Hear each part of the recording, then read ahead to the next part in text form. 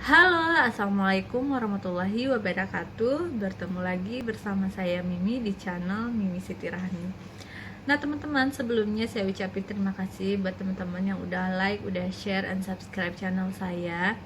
Dan untuk kemajuan channel saya, mohon dukungannya dengan cara tekan subscribe dan tekan tombol lonceng untuk notifikasi video terbaru dari saya. Nah teman-teman, masih membahas tentang pengalaman saya selama menderita asam lambung, GERD, dan HCT. Kali ini saya akan membahas tentang pola hidup sehat bagi penderita asam lambung, GERD, dan HCT.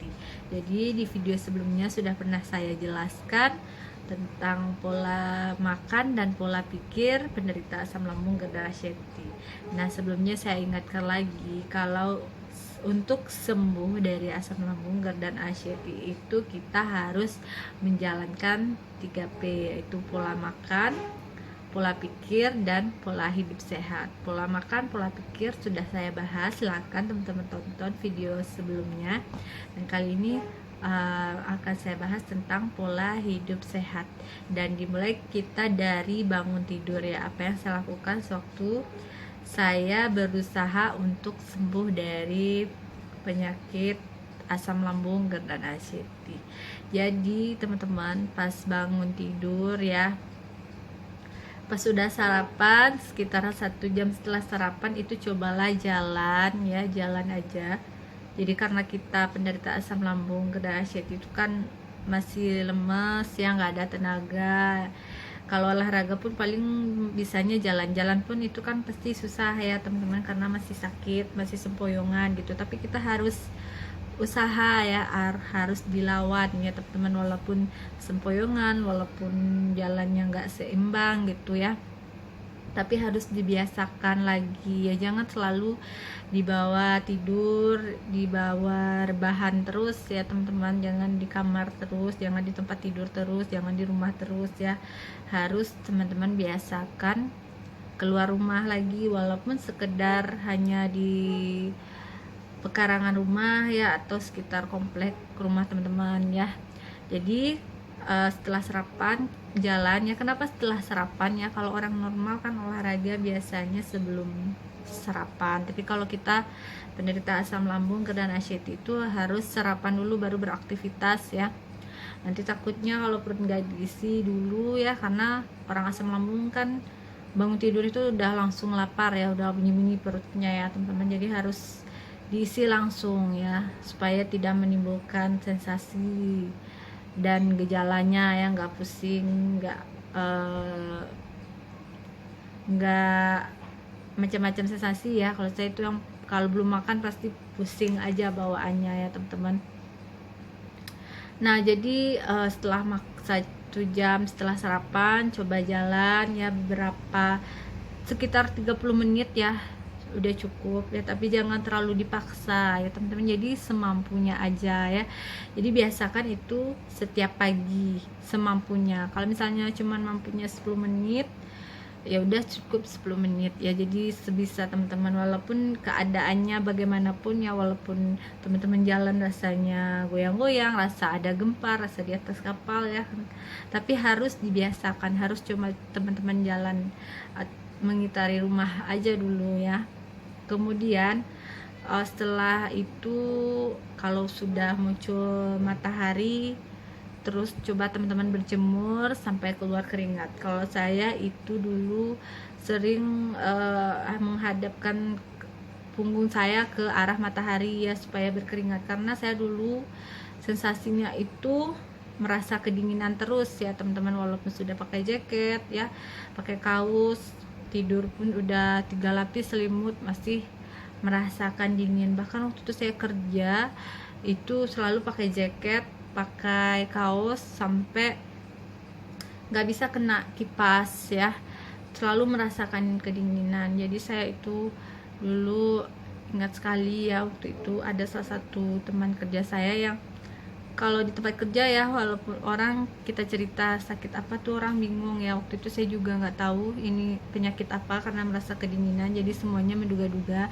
Dan saya ingat sekali salah satu teman saya itu yang peduli ya, teman saya. Selalu dia tahu saya nggak bisa kena kipas, jadi kipasnya itu diarahkan ke arah yang lain ya, padahal dia butuh kipas ya teman-teman. Jadi saya ingat betul ya yang care sama saya waktu itu ya.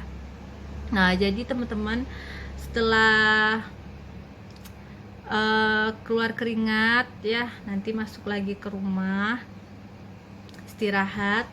Nah nanti kan makan siang. Setelah makan siang, sholat zuhur, terus teman-teman bisa tidur sekitaran 30 menit tidur siang ya. Kalau saya tidur siang itu cukup 30 menit, karena kalau lebih dari 30 menit itu saya malah sakit kepala ya teman-teman, malah jadinya bawaannya malah suntuk ya, malah pusing ya kalau tidur lama-lama, kalau tidur siang terlalu lama ya teman-teman. Nah nanti di sore hari jam sekitaran jam 4 teman-teman coba lagi keluar rumah ya, sekedar duduk aja atau teman-teman latih lagi jalan ya, walaupun sempoyongan lagi ya, sekitar 10 menitan. Nah kemudian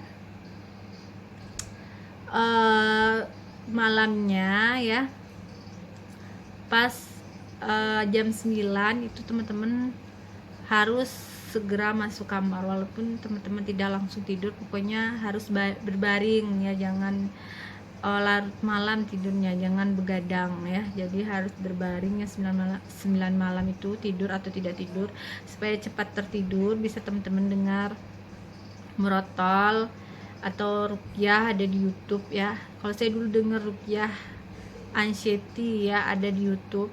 Jadi sampai nanti tertidur, tidurnya menghadap ke kiri.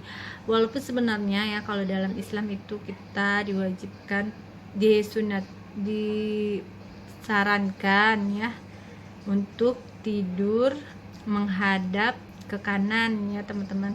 Tapi karena kita sedang asam lambung, itu akan lebih baik kita menghadap ke kiri karena mengurangi sensasi pusing ya.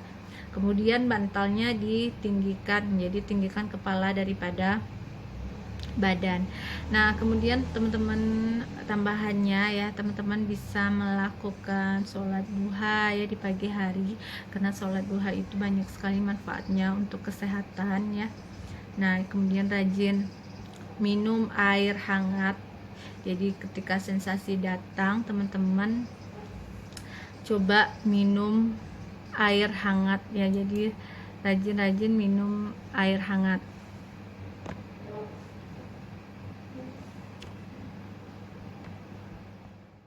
Dan jangan terlalu minim aktivitas, jangan terlalu banyak aktivitas. Jadi cobalah mengerjakan aktivitas ringan ya, misalnya mencuci piring ya. Kemudian kalau bagi laki-laki bisa cabut rumput di sekitar halaman ya, dan jangan dipaksa ya, jadi semampunya aja. Nah kemudian kalau sekali seminggu teman-teman coba bisa juga supaya rileks, teman-teman itu jalan-jalan ya, jangan jauh-jauh ya, pokoknya bisa lihat sawah atau gunung atau pantai ya, supaya lebih rileks pikirannya ya, supaya anxiety-nya itu bisa hilang ya. Nah kemudian mendekatkan diri kepada Allah seperti sholat duha ya, mengaji, kemudian bersedekah kalau sanggup, untuk tahajud ya. Kalau saya dulu tahajud itu belum mampu ya teman-teman ya, karena dulu kalau bangun malam-malam itu saya belum bisa ya, masih sempoyongan gitu, takut nanti pusing, jatuh gitu ya. Tapi buat teman-teman kalau yang sanggup, misalnya kamar mandinya dekat dengan kamar ya, atau ada kamar mandi di dalam kamarnya, itu nggak apa-apa tahajud ya teman-teman ya, karena kondisi kita kan beda-beda ya. Kalau saya dulu karena dominannya itu keliengan, pusing, susah jalan ya, sempoyongan kalau jalan itu susah sekali kalau kebangun malam ya. Apalagi kalau misalnya untuk sekedar pipis pun dulu susah ya teman-teman, takut ya karena rumah saya itu ada tangganya ya, jadi takut jatuh gitu. Nah semoga informasi ini bisa membantu teman-teman untuk segera pulih dan lepas dari asam lambung, GERD dan anxiety. Mudah-mudahan ini bermanfaat. Terima kasih buat teman-teman yang udah nonton, dan jangan lupa dukung channel saya dengan cara like and subscribe. Terima kasih. Assalamualaikum warahmatullahi wabarakatuh.